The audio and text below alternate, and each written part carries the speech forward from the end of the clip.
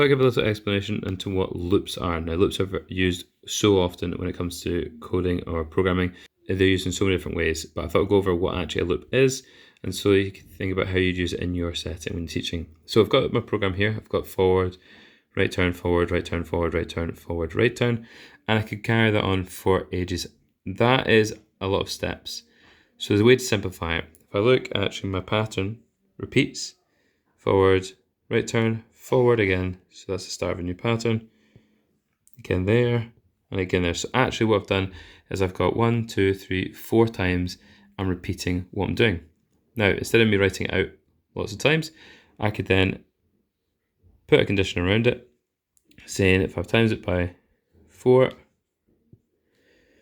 it's going to repeat a set number of times. Now this you can see in Scratch Junior. In Scratch and other programs, it looks more that way around with the code in here. Before this, you get the idea. So what happens is, it gets to here, and then it goes back to the beginning and starts again. It's going to repeat that step 4 times, just like here. It's 4 times. Now this one you can choose how many times it is repeating. So it's conditioned on how many times you want it to do it. The next one, which is quite common as well, is this forever one. So you times by infinity. It usually just says the word forever, but essentially this is what's happening. It's timesing it by infinity until the program is turned off.